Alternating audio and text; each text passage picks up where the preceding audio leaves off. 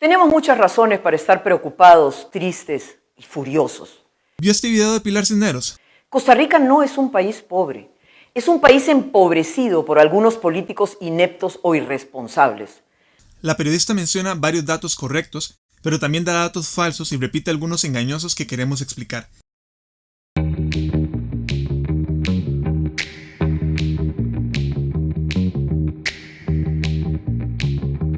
Es falso afirmar que si quitamos las exoneraciones a los grupos poderosos nos alcanzaría para pagar todo el déficit fiscal.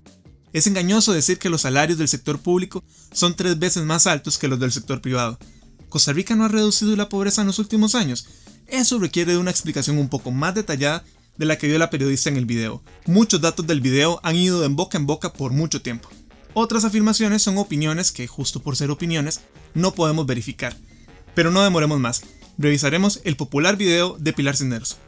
Vuelven su mirada cómplice hacia otro lado cuando se pide ponerle impuestos a multimillonarias cooperativas o a revisar las 192 leyes que exoneran del pago de tributos a una serie de grupos poderosos. Solo quitar esas exoneraciones, que equivalen a un 5.57 del PIB, permitiría pagar nuestro déficit fiscal sin nuevos impuestos. Falso. Cisneros enreda dos datos que no tienen relación: las 192 leyes y las exoneraciones del 5,57% del PIB. Vamos primero con el dato del 5,57% del PIB, que la periodista dice que permitiría pagar todo el déficit fiscal. Está bien. Supongamos que hacemos caso a lo que sugiere Cisneros y quitamos las exoneraciones. ¿Qué pasaría mañana? Pasaría que no tendríamos canasta básica, por ejemplo. La mitad del dinero que perdona el gobierno es por esa exoneración. El aguinaldo, el salario escolar y las pensiones también comenzarían a pagar impuestos, por ejemplo. Como vemos, es engañoso decir que todas las exoneraciones pertenecen a grupos poderosos o dar la idea de que el déficit tiene una solución sencilla si se eliminan. Ahora, seamos justos con la periodista. Una buena parte de las exoneraciones sí las disfrutan grupos que alguno podría llamar como poderosos. Por ejemplo, casi un quinto son exoneraciones a zonas francas. A las asociaciones y a las cooperativas se les perdona otra parte significativa. Se podría plantear la posibilidad de rebajar estas exoneraciones o eliminarlas, pero concedamos que la decisión sobre quitarlas o dejarlas requiere una discusión política que no es fácil. El Estado deja de recoger miles de millones de colones en exoneraciones. La Contraloría también ha dicho que estos perdones son una caja negra porque hay poca transparencia y no tenemos claridad sobre cuánto dinero se nos va en casi 1.400 exoneraciones. La mayoría ni siquiera tienen mecanismos de control o plazos de vigencia, pero es engañoso sugerir que podemos eliminarlas todas y que sus beneficiarios son todos de grupos poderosos. Y aquí llegamos a la segunda cifra. Cisneros propone ver 193 leyes que exoneran el pago de tributos a una serie de grupos poderosos. El porcentaje de esas leyes representa un montón de plata en impuestos a la importación, pero en términos del déficit fiscal es solo un 0,20% del PIB. Le preguntamos a Pilar Cisneros acerca de esa afirmación. Ella nos indicó que el dato lo sacó de un artículo publicado por un economista y político en un medio nacional, pero no pudimos dar con la referencia exacta. Cuando usted debe comprimir el mensaje para que dure solo unos pocos minutos, es difícil o casi imposible incluir detalles que mejorarían mucho la precisión del mensaje general, nos contestó por correo electrónico.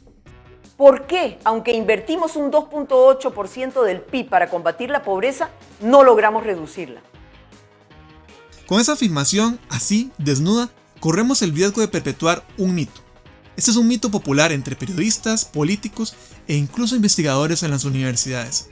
Lo cierto es que la pobreza sí ha venido bajando, sobre todo cuando tiramos la mirada a 10, 20 o 30 años atrás.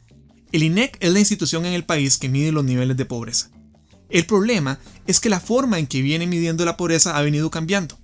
Cada vez que el INEC hace un ajuste a su metodología, el propio instituto alerta que no es posible hacer comparaciones entre mediciones para periodos largos. Y a pesar de la alerta, la gente sigue comparando los datos. No se suele decir que la medida con la que se estimó la pobreza hace, digamos, 20 años es distinta a la que se usa ahora. Es como tratar de medir nuestra altura, pero el problema es que hace 20 años usábamos pulgadas y hoy usamos centímetros. No podemos poner las dos cifras a la par y decir que son números comparables. ¿Qué pasaría si usáramos una misma medida para todos los años? Eso fue lo que hicieron los economistas Andrés Fernández y Ronulfo Jiménez. Ellos compararon los datos de la pobreza desde 1987 hasta el 2017 con la misma regla, por así decirlo. y así encontraron una caída importante en la pobreza entre el 2006 y el 2017, que es hasta donde termina el estudio. Entre el 2006 y el 2017 pasamos de tener un 27,3% de hogares pobres a un 18,9%. Esa caída se vio especialmente en los hogares en pobreza extrema. Así que decir que nuestra inversión para reducir la pobreza no ha tenido resultados es falso. Eso sí, hay que indicar que la reducción no ha sido tan fuerte desde el 2010. Pilar Cisneros nos dijo que sí estaba consciente sobre los cambios en la metodología. Dijo que para ella es suficiente con usar como parámetro los últimos 10 años donde la variación ha sido nula, según sus palabras. También mostró preocupación por el crecimiento de la pobreza por el efecto del COVID-19. Los ingresos promedio del sector público son 3 veces más altos que en el sector privado. Una situación que, según la OCDE, hace de Costa Rica uno de los países con mayor desigualdad en el mundo. Ese dato es engañoso, y ya lo habíamos chequeado hace mucho más de un año. Pilar Cisneros tiene razón en dos cosas. Es cierto que los salarios del sector público tienden a ser más altos que los del sector privado, y también es cierto que esas disparidades han contribuido al aumento de la desigualdad en Costa Rica. El uso engañoso está en decir que la diferencia entre los ingresos es de 3 veces. El cálculo de la periodista está exagerado en 5 veces.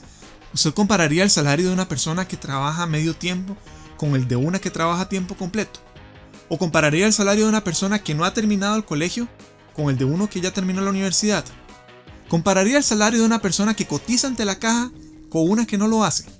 El cálculo a brocha gorda que repite Pilar Cisneros hace eso.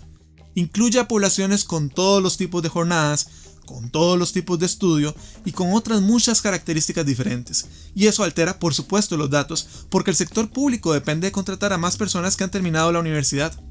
Tampoco tiene tantos medios tiempos o cuartos de tiempo como sí los tiene el sector privado, entre otras diferencias como la formalidad, por ejemplo. Recuerde que una buena mayoría del sector privado está conformado por personas que trabajan en comercio, en agricultura, en ganadería, entre otros. El año pasado concluimos en un chequeo que esa diferencia entre salarios públicos y privados no era de 3 veces, sino de menos de 1/3. Cuando le comentamos a Pilar Cisneros sobre ese tema, nos dijo que no encontró ninguna fuente que le permitiera hacer comparaciones equivalentes. Sí nos dijo que le quedaba claro que los salarios del sector público tienden a ser mucho mayores que los del sector privado, muy especialmente por sus pluses. Cisneros nos aportó un dato de la Contraloría General de la República que hemos publicado con anterioridad. Las memorias anuales de la Contraloría suelen incorporar un cálculo sobre cuántas veces se paga más en pluses que en salarios base. Por cada 1.000 colones que se pagan en salarios base en el sector público, se pagan otros 1.080 en incentivos. Pero en instituciones descentralizadas como la Junta de Protección Social de San José, se pagan 2.160 en incentivos. Todo eso es cierto. La principal fuente de desigualdad en salarios dentro del sector público son los distintos esquemas de pluses salariales.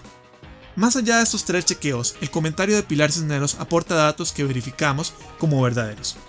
Nuestro Ministerio de Hacienda, la lástima, tiene más de 50 sistemas de cómputo obsoletos y pocos auditores para controlar a los grandes evasores o a quienes por décadas han eludido sus impuestos. Eso es cierto. Esos sistemas tienen una edad promedio de casi 19 años. Uno de los sistemas más importantes tiene 26. Otros, según la Contraloría, ni siquiera se usan. Ya casi la mitad del presupuesto es solo para pagar las deudas. Cierto.